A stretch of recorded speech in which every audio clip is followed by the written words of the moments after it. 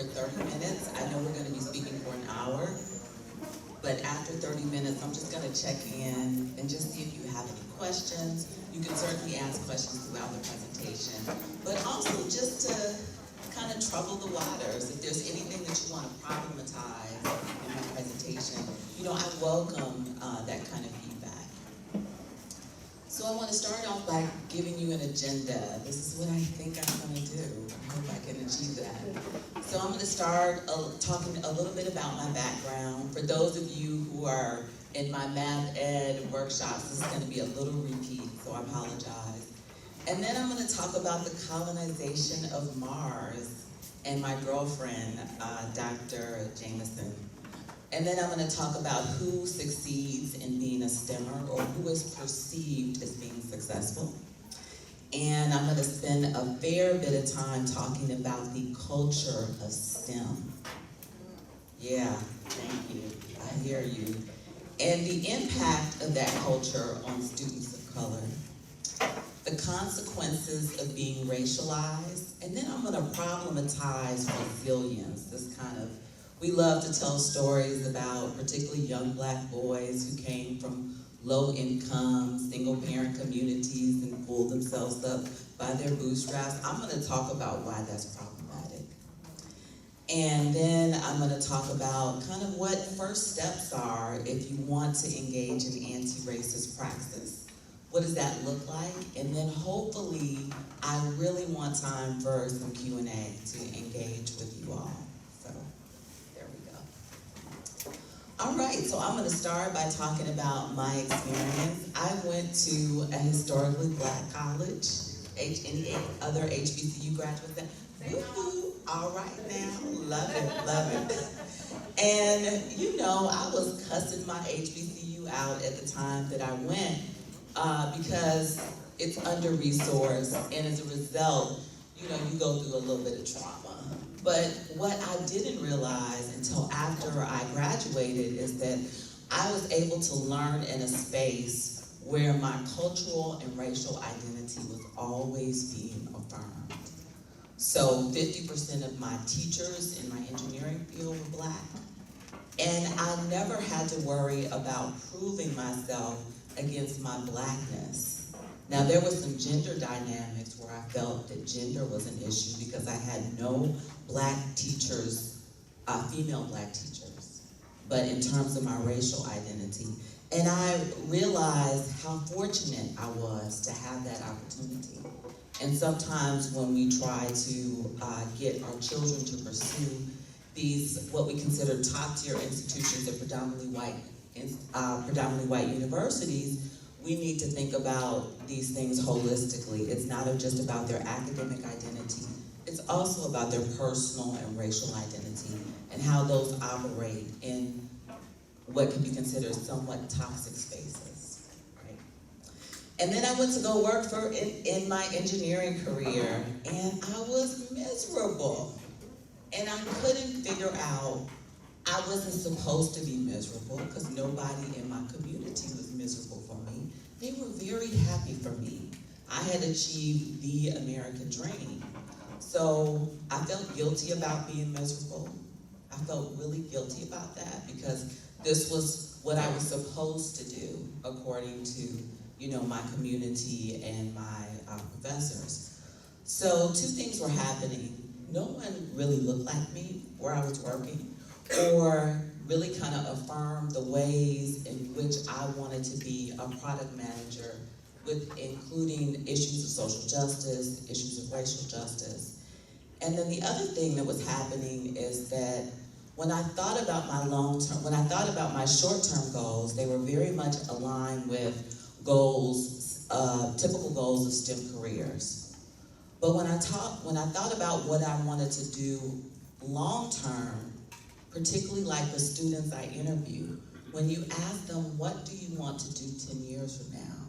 It is often a self-help or community help-based ethic, right? They have a caring ideology. They just don't want to be traditional STEMers. They want to be the kind of STEMers that help their community. They want to give back. And that led me to pursue a career in mathematics education. So I have kind of 4 themes when I do research on high-achieving students of color. And for students of color, I do use Black, Latino, and Asian. And people often question, well, why do you use Asian? They're typically overrepresented in STEM.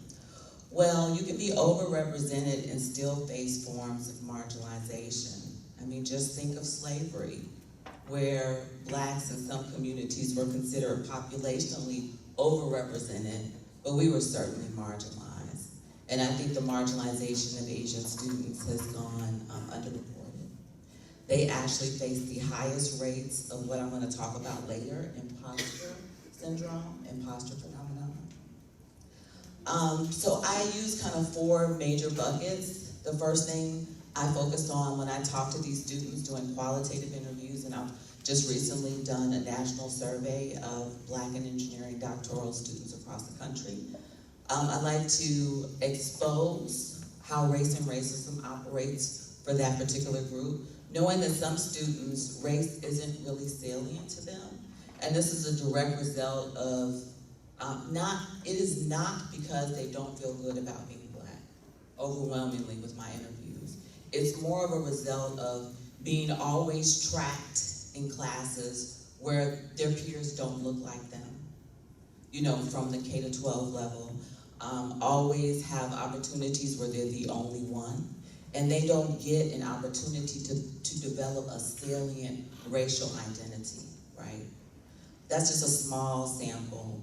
Most people can attest to experiencing race and racism in their STEM environments, and they talk about how that manifests. And of course, we know in some ways that's very subtle things, and you know, unfortunately, that people are still putting cotton on folks' doors, so sometimes it's not so subtle.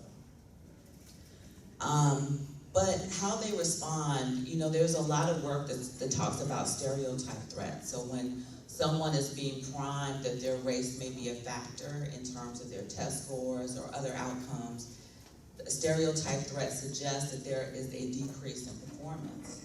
However, that is not the only way students of color respond to stereotypes. Some of them respond by saying, oh, you think I can't do it? Watch this, I'm gonna prove you wrong. So this bucket on coping mechanism really is more expansive than I'm just gonna check out. You know, sometimes I'm gonna check all the way in and not only achieve at a level of excellence, but I'm gonna be the best person in the class. However, that's problematic because if you've ever tried to be the top person in your class, in order to prove your intellectual right to be there, that's extra labor. So this is not ideal. I also talk about career trajectories. So why does someone major in STEM, even at the doctoral level, and somewhere in the process, they feel like they have been so dehumanized.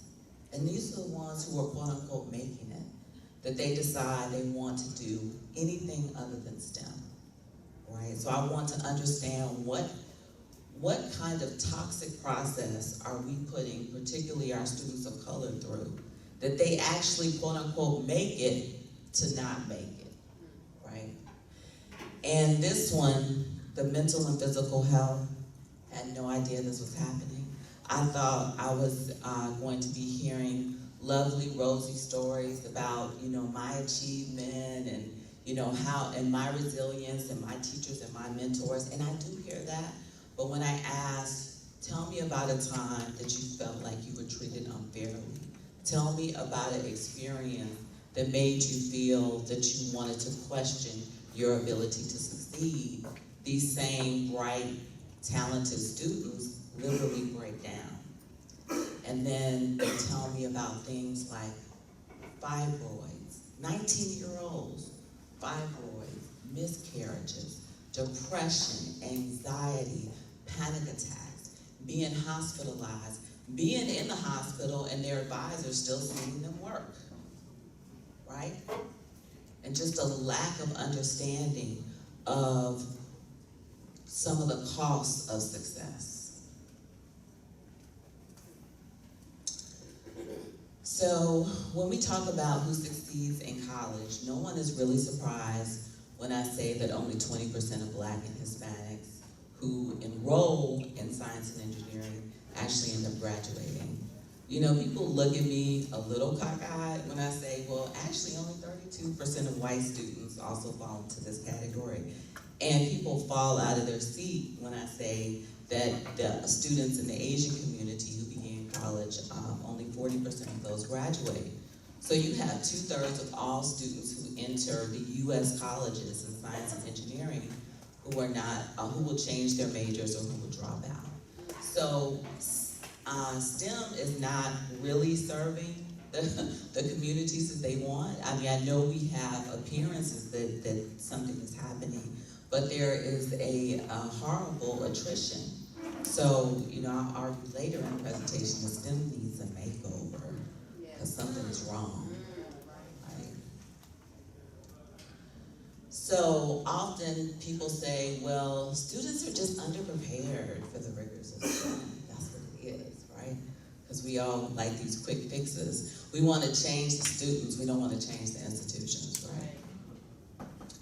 Well, actually, from the National Science Foundation, data says the higher the SAT score, the larger number of AP and IB courses, the more selective the college institution, the greater chance these students will leave science and engineering in their first year.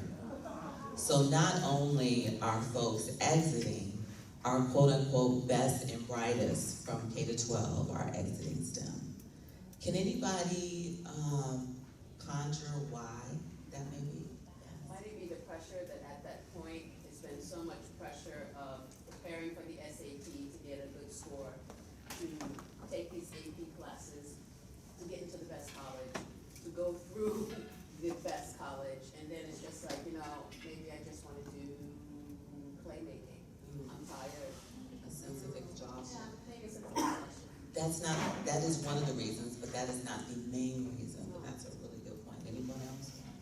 Yes. I'm biased. I'm an English teacher. So Okay. is it like the lack of humanities study, like the connection to other people? I mean, I don't know. It seems to me like the math is just so rigid, and it seems like people like.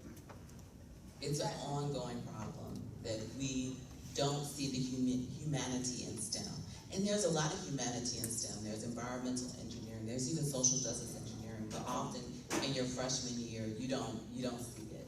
But that is actually not the main reason. But that's another great point. Yes, sir.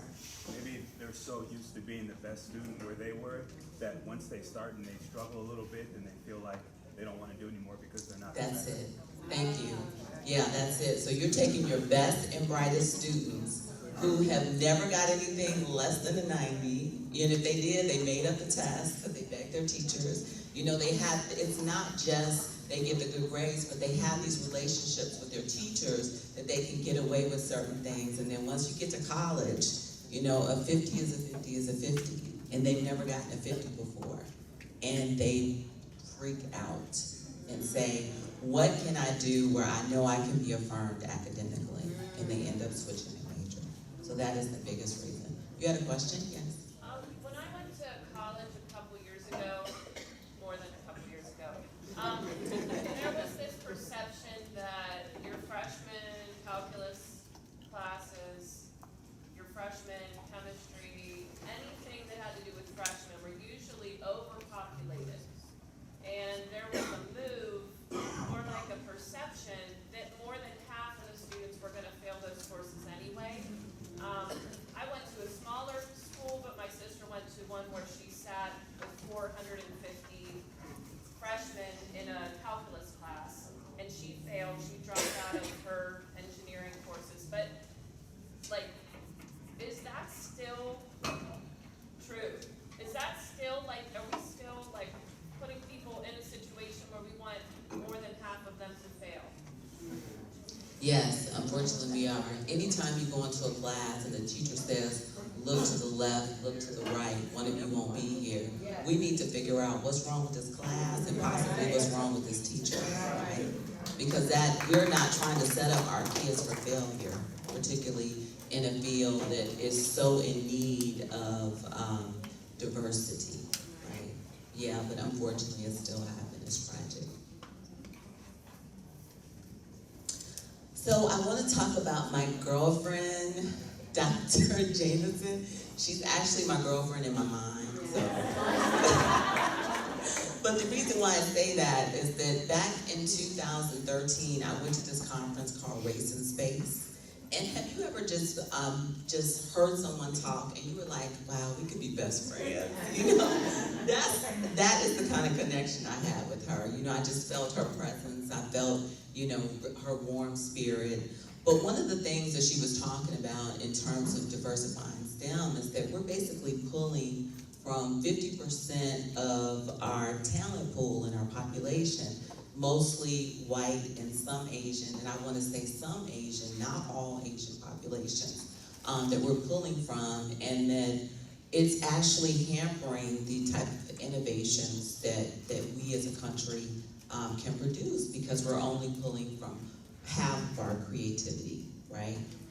But the other thing that she was talking about in Race and Space that I found really fascinating is that she was problematizing space travel to Mars. And she was talking about that in the next few years, in terms of our technology, we will have the technology to colonize Mars. And you know, there's a group of folks, they're trying to recruit 50,000 people to go to Mars in the next 20 to 25 years. And she was saying that with all the technology and all the innovation that we have, and if do you guys remember Star Trek? Okay, so do you remember how Star Trek, the human condition, played just as much of a role in war and warfare than the technological advances or lack of, right? And she's saying the fact that we cannot get along, right? And that we don't have an appreciation for diversity will be the biggest factor in the colonization of Mars failing, not the technological advances. And I just thought that was so fascinating. So regardless as to what we do in STEM, what we produce, if we can't figure out how to get this thing together, you know, and then with Trump possibly causing World War III, right? Where are we going to be? So I just thought that was really fascinating that even someone of her stature, you know, was outlining the human condition, right? The differences that we have between each other is the biggest cause for revolt. So I preface that by really talking about the culture of STEM itself, and I'm drawing from the work of my great colleague, Rochelle Gutierrez, who is a math educator at the University of Illinois. And she really talks about how in STEM fronts as being neutral. And it is far from neutral.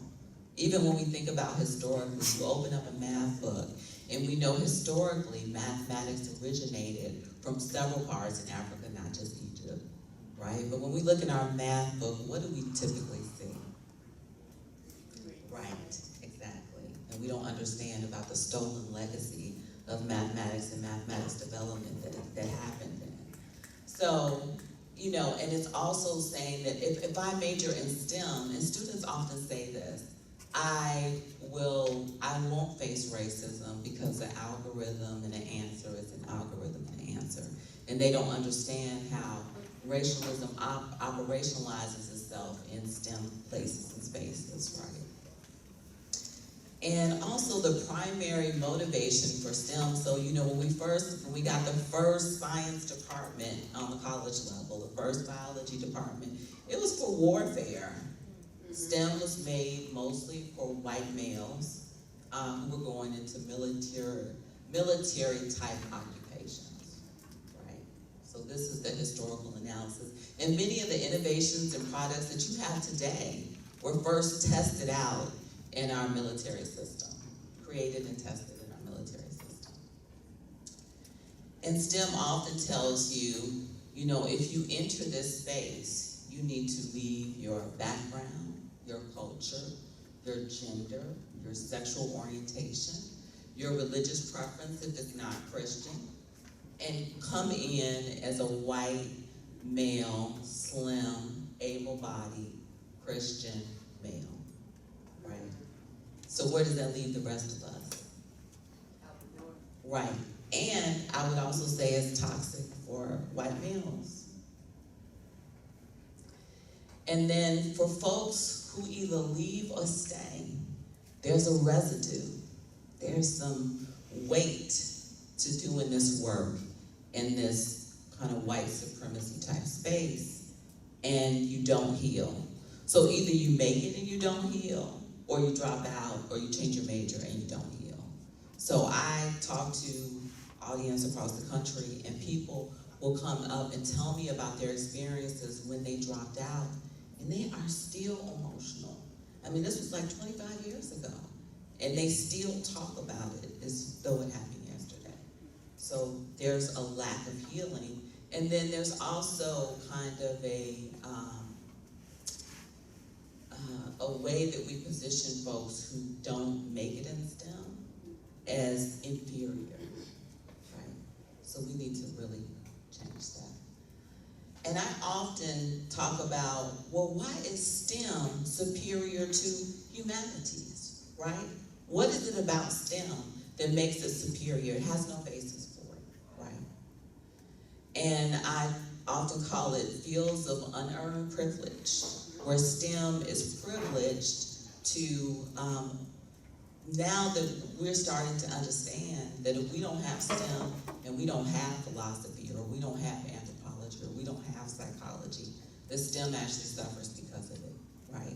So we are starting, well, a few of us are starting to be more interdisciplinary in our STEM research and understanding that the human condition is the basis for anything that we should do in terms of STEM innovation, right?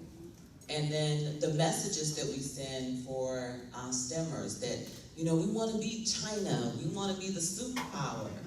And students of color ultimately want to build communities, not bombs. You know, they want to make their places better and safer and more just, right? So these messages are not attracting the population of folks that we need to attract to really get the kind of diversity and innovation we need. Yes, question? Absolutely. So what happens when an institution turns STEM into STEAM? So so my work is mostly in higher ed, so many higher ed places don't turn STEM into STEAM.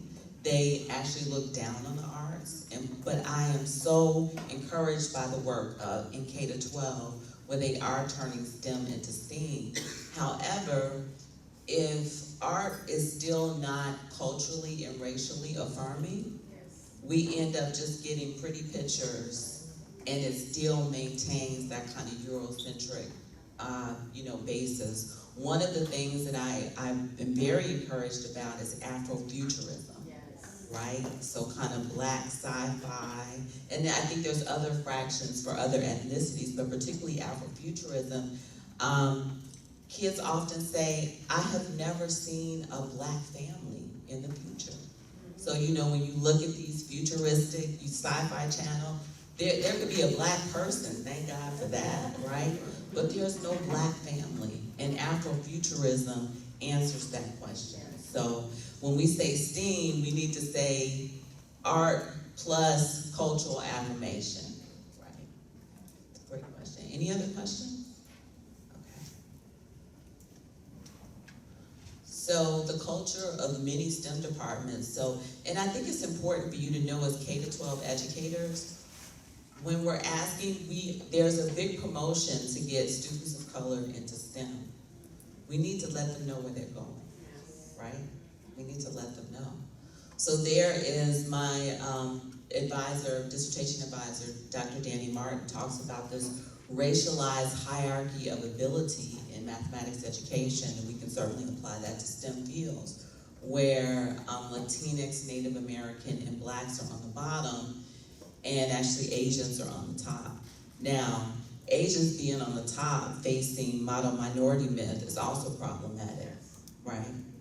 But this is the hierarchy, this is how we see achievement. And more, and even in HBCUs, we are having a faculty and students, particularly on the graduate level, who are non-US born, right? Often at the expense of US citizens, right? And sometimes non-US born faculty, sometimes, I don't mean to generalize, but they bring a host of biases and stereotypes with them from their home country that are kind of different in faction than the stereotypes and biases that were kind of, American-bred stereotypes and biases. And it makes it extra difficult for underrepresented students of color to achieve in those spaces because these are kind of like new stereotypes, right?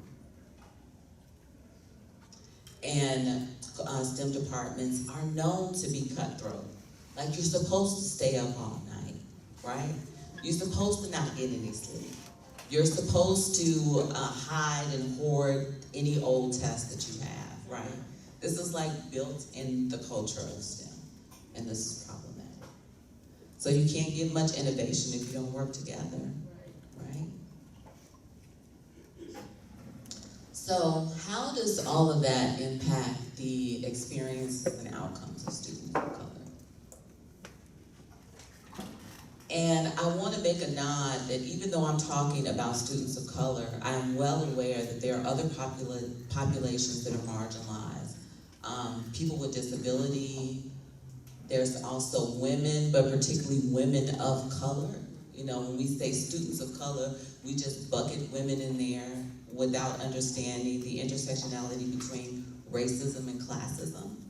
I mean, there's other groups. There's folks who are self-taught. Our hackers have taught us that you don't need a STEM degree to hack into the government, right? So this is a population that, that's going underutilized. There's folks in rural communities, there's late STEM bloomers. Like when you go to Google, why does everybody look like they're under 30? I mean, does that mean that innovation in your mind stops at 30, right? There's kind of non-traditional educational tracks. So folks who don't go the traditional track are kind of marginalized out of the STEM pipeline. So I am aware that there's other groups. This is just the underrepresented students of color is just the group I'm focused on now. So one of the things that happens, and this is a model that I developed, is that students, particularly for high achieving Black students, that they oscillate between having a very fragile identity in their mathematics. And these are all high achievers. So you're saying, why would a high achiever have a fragile identity? Well, it's often because they have to defend themselves instead of defining themselves, right? So if you're constantly defending yourself, you don't get a chance to love and embrace the mathematics. And then you have these racialized experiences in your classroom where your teacher may say, did you complete all this homework? Because this is all correct, so I think you might have cheated off of Daniel, for example. So you have these experiences, and oftentimes you react in the moment, you're angry. And guess what? You have a right to be angry, right? We talk about these anger management classes. No, be angry. There's an injustice has happened to you. But oftentimes they're angry to the point where they end up dropping out or leaving the class for a couple of weeks, which is unproductive to their overall academic achievement, right? And then even though you're still high achieving, it's bittersweet. You don't get a chance to savor your achievement because you're worried about the next test and the next time you have to prove yourself. And the next study group where you will be, where they'll tell you the wrong time and you show up 2 hours late and you're already done, right? These constant experiences, as opposed to a robust identity where you're doing the math because you love it and because it affirms you. You're still having these racialized experiences. The 3.8 don't stop the racism from coming.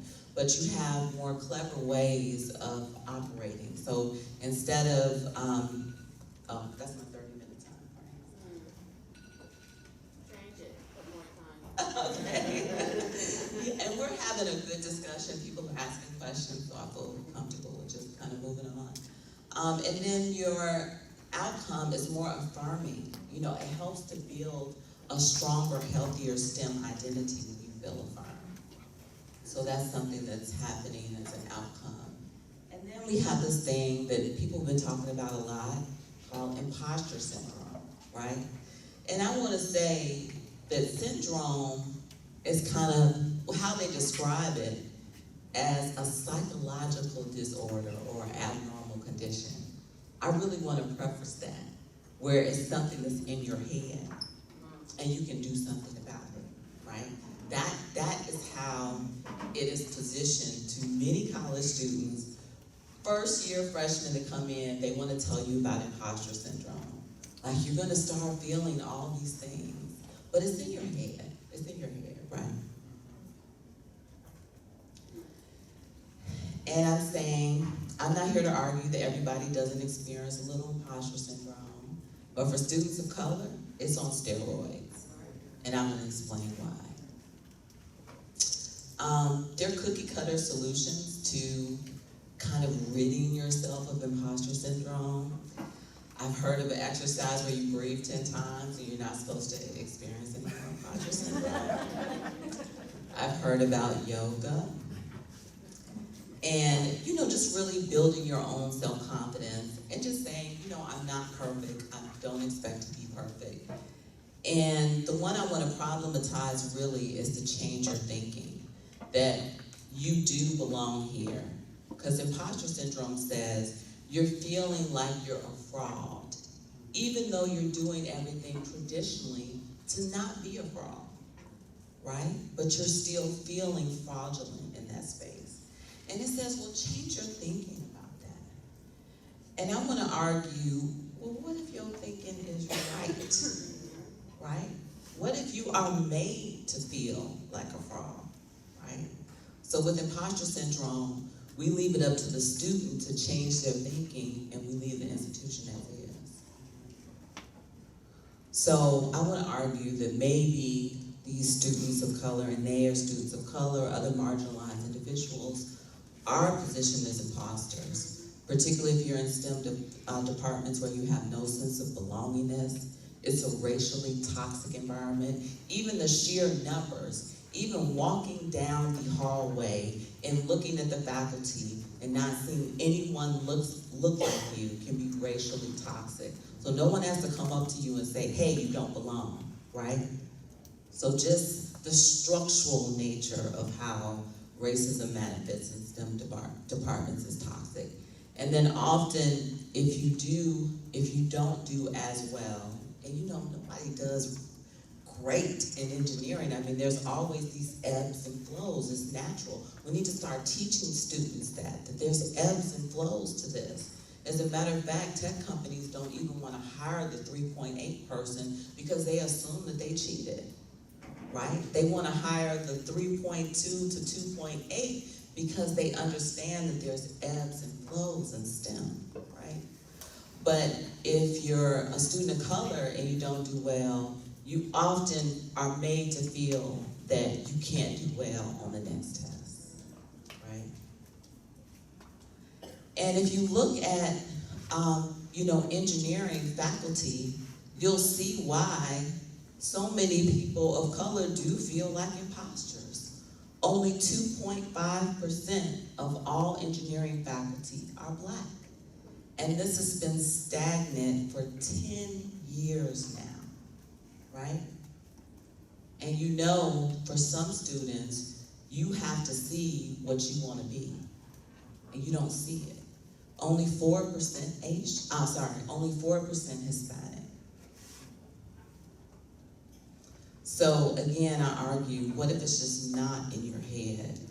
And why are we asking students to fix themselves with a condition that is not, they didn't create, right?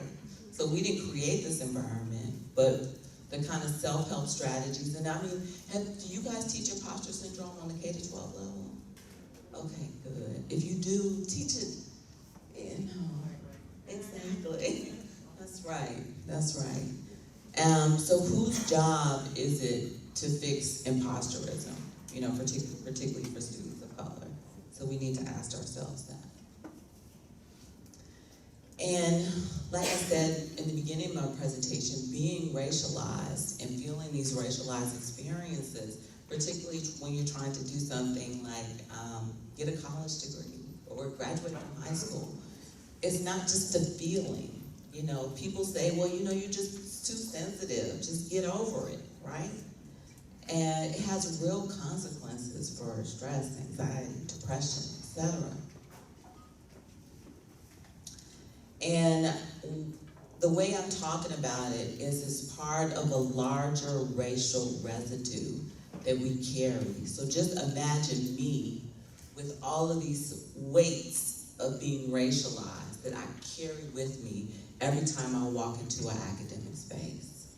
And sometimes when I go to the grocery store and the lady don't want to touch my hand, right? But certainly in academic spaces. So blowback is a term that the CIA uses when they infiltrate other countries and they have to account for the consequences of that infiltration.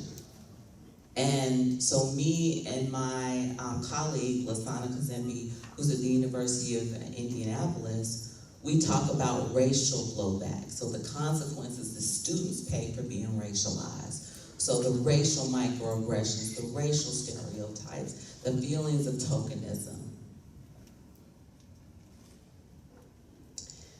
And we argue that it's extra labor involved, and there's an emotional and material residue of racism in STEM education. So you have this thing called pioneerism, where the teacher, you're going into a predominantly white institution, and your academic advisor will say, if you graduate, you'll be the first Black woman to graduate in nuclear engineering. And they say it like it's a good thing. Like you're supposed to be proud of being the first Black woman to graduate in nuclear engineering. Like you didn't sign up to be a pioneer, right? You want to be like the white kids. You want to have some people around you, right? Right? So this kind of pioneerism creates so much stress and strain for students because now they feel like they do have to be the only one, and they do have to go through it alone, and they study alone, and they function alone, and we know that that's not healthy, you know, for anybody, but particularly for STEM, where there's a lot of group work and there's a collective sense of togetherness that these students aren't privy to. There's this thing called pet to threat syndrome, where when you first come to an institution and you're a person of color, they're like, oh, wow, look what we got, right? And then you start achieving, and then you start making the A's, and you start getting the internships, and now it's like, who she thinks she is, right? So emotionally, you're spent, because you have gone from being cherished to now being alienated and isolated, right? And then feelings of tokenism, like, oh, it's Diversity Day. Where's all the Latinos? Let's get them, let's get them, let's get them, right? But then you're feeling invisible all the other times. And it's not to say that other things aren't happening. I mean, you know, when I talk to students, they talk about family hardships and relationship breakups. Somebody should do a study on relationship breakup. That is like trauma. And lots of other financial difficulties going on, but you know, all these other things that we see in orange is extra labor that students have to exude when they should be just worried about the exam, you know. And this concept, John Henryism, do you all know the story of John Henry? Okay, so you know he worked himself to death, right? So it's a mental and physical fatigue, right? And I see this in STEM students of color. Ebony, Yes. I just want to say the power of what you just shared. I'm thinking about teachers, and particularly teachers of color,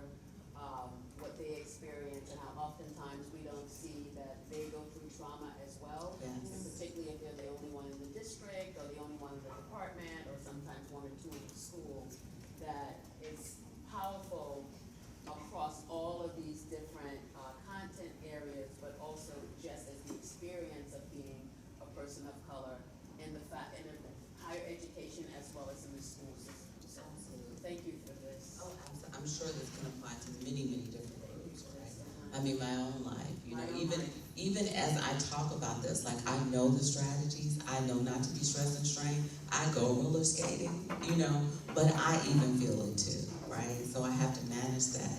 And then there was a study done for 1979 graduates of Yale in the law department. They all came back, and one of the graduates noticed that the black men, 6 of their colleagues had deceased.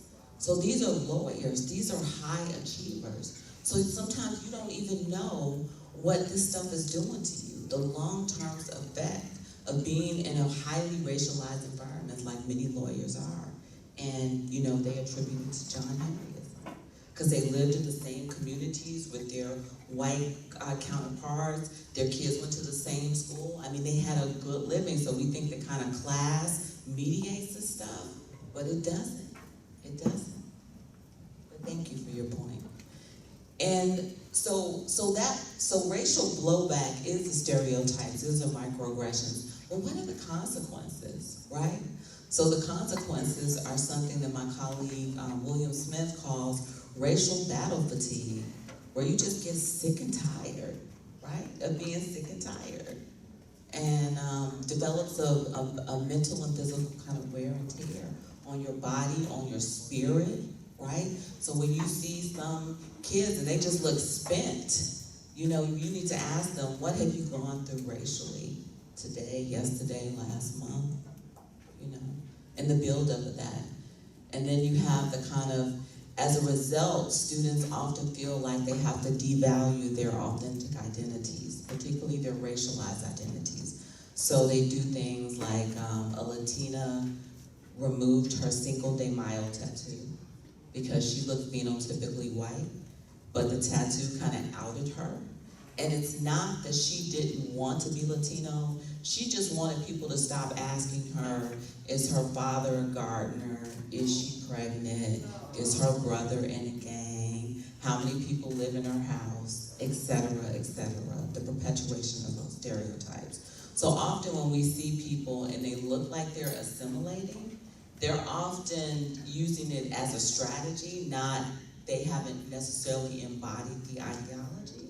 They're just like, I'm tired. I just want to walk through this space and be seen and be viewed as white. And then when we also talk about Latinos passing, we need to understand the passing also happens in the African American community, right? So there's a historical, you know, that's right, exactly, right? So we don't want to judge too much, right? And also, what I'm going on a tangent, but when we think about passing, we often think about what the person gains. We rarely think about what you give up, right? You are giving up your mama, your grandmama, a great cultural identity, right? Just to gain a sense of walking into a space and saying, yeah, she belongs here. That's a lot to give up. Okay, where was I? Students often talk about being both invisible and hypervisible in these STEM places and spaces, and the dichotomy of that. I mean, can you just imagine walking into your STEM classroom for the first day, everybody looking at you, conversation stops, no one speaks, everyone turns around and goes back to their conversation. You know? Just imagine what that might do to you. And then if you're expecting it, the night before you can't sleep because you are expecting that type of reception when you walk in. Right? So, you know, it leads to a lot. And it's not to say the students don't have agency. It's not to say that they don't have strategies to deal with this. You know, a strong sense of self. That's why you see students joining the Black Student Union. And you're like, you know, don't worry about that black stuff, get your degree. Well, that black stuff is probably gonna help them get their degree, you know? So we wanna certainly encourage a strong affirmation of self. You know, spirituality. And often folks think that if you're a STEMmer, then you're not spiritual because, you know, the evolution thing and all that. But there's a strong sense of spirituality. That's another study someone should do. And how they reconcile that, with their STEM education. And then, there's comedy. I don't know how many people told me that Dave Chappelle helps to get them through, a rough day, right? So we have these, but the kind of racialized comedy. Think about what his comedy does. It exposes race and racism in a way that, makes you laugh. And sometimes you say, some people laugh to keep from crying. So not to say that that is the strategy, but these are just strategies that students use, right? Volunteerism. I don't know how many people, how many students told me that what helps me cope with racism is to give back so I can be that Black mentor, be that Black teacher, be there for the next generation. And then, interestingly enough, people said, I'm just gonna get out of here. Even being in China, I'm treated differently. So just to kind of rejuvenate for, as a study abroad, semester or something like that. So I'm glad that students have agency to do the things that they need to do in order to sustain some sense of wellness, but where are the institutional supports? Why do students have to carry the weight of all of this, right? And this is from Ferguson, and I just like this picture, and still they rise. But I wanted to preface this picture by saying this is the picture we often see.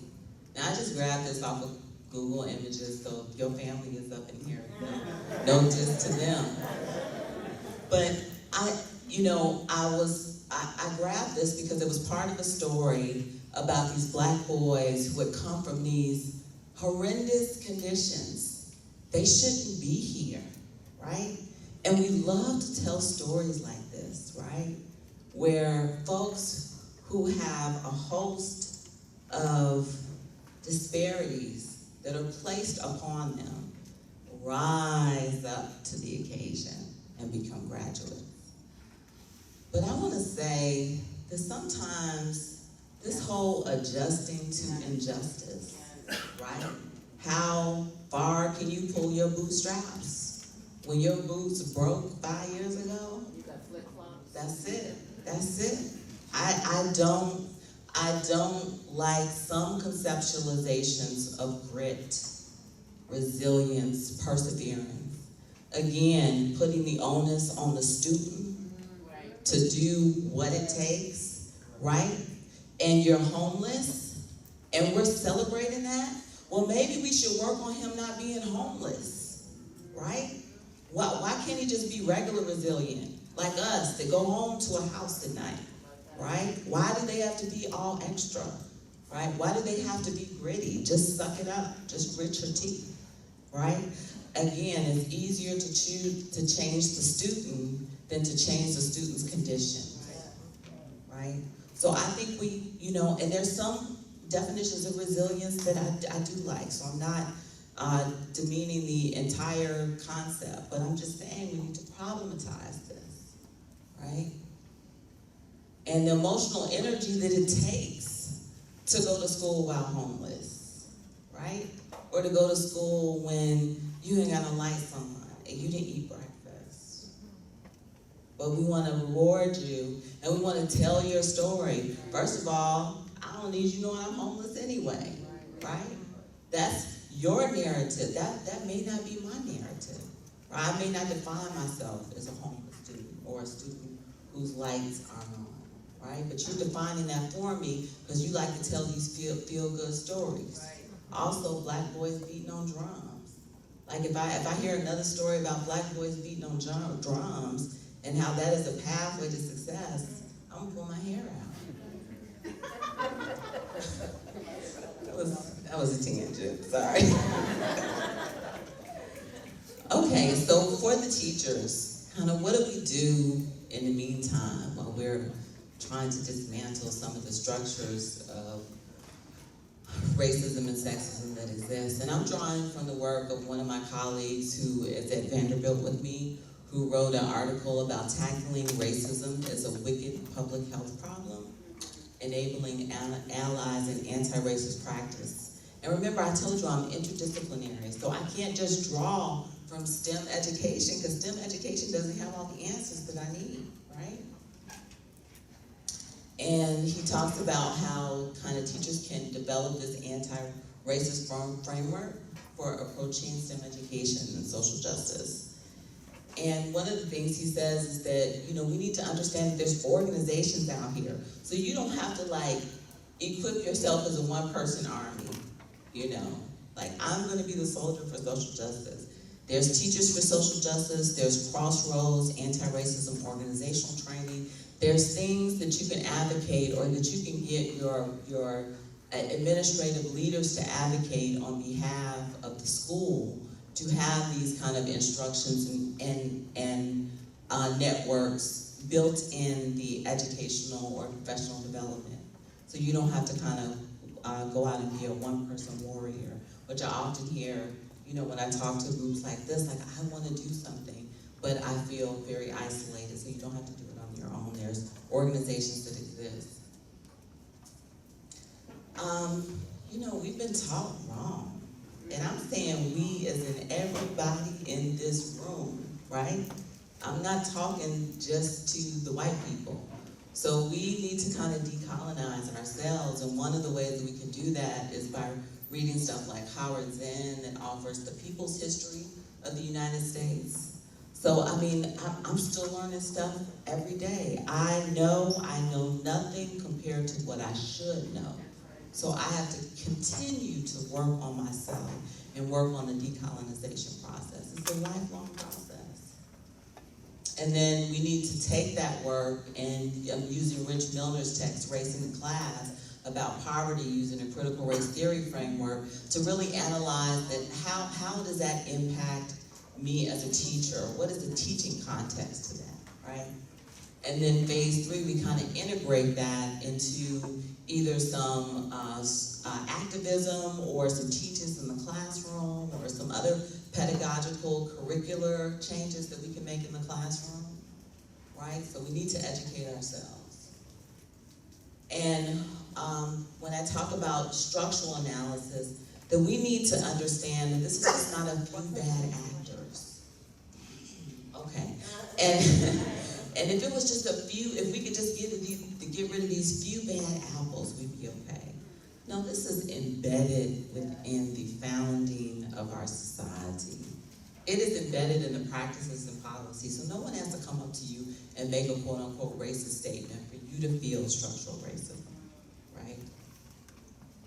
I'm gonna skip over just Unnatural Causes is a really good documentary that you can get online for free that really talks about some of the structural ways that things like diabetes have robbed the Native American communities and other things, the birth weight of Black babies, and just so many different things, but it'll allow you to understand that this is structural. This is just not about a few bad actors, right? But I'm gonna move on in terms of time. And then monitoring and evaluation. We need to kind of monitor what's going on in our school systems, right?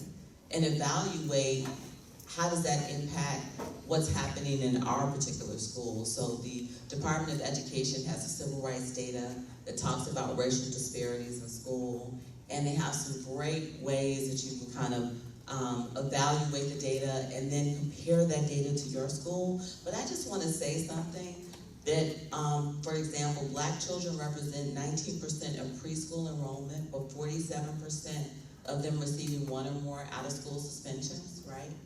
And sometimes what people try to do is say, okay, I want to reduce that to 19% out-of-school suspensions. Well, why is that? You know, why do you want just parity of Black children? Because with whites, it's very low.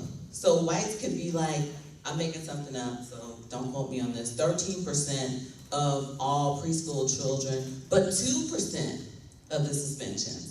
But with Black and brown students, we want parity. But for white students, we have the proportionality is lower. So we really need to think wisely about what we want to do with this data. So I will skip. Oh, thank you. I want one question. One question. Can I get one question problematized with me? Yes. I really don't have a question. I just wanted to thank you, reading this article and just sitting here listening to what you're saying. That was my experience in college. I was the only black in a lot of my classes, not talked to. That's why I went to the front and got to class early so I didn't have to deal with it. And it just, now I remember why. And I didn't understand why, and that's why I dropped out of secondary math. Because of the pressure of not fitting in, not being good enough, and always having to prove myself. And I went to a predominantly white university. I was a commuter, so I wasn't on campus. I was already isolated in those aspects. And if it wasn't for the Black Student Union, or me pledging Delta Sigma Theta, I probably would have not graduated. That's right. So I thank you for this work, because I now understand why I felt the way I felt. Thank you for sharing. I just want to say, oftentimes when students drop out, it's not about the STEM. We love to make it about the STEM, that it was just too hard. It's because of narratives like that. So we need to change these narratives. That's right. Thank you so much. Thank you.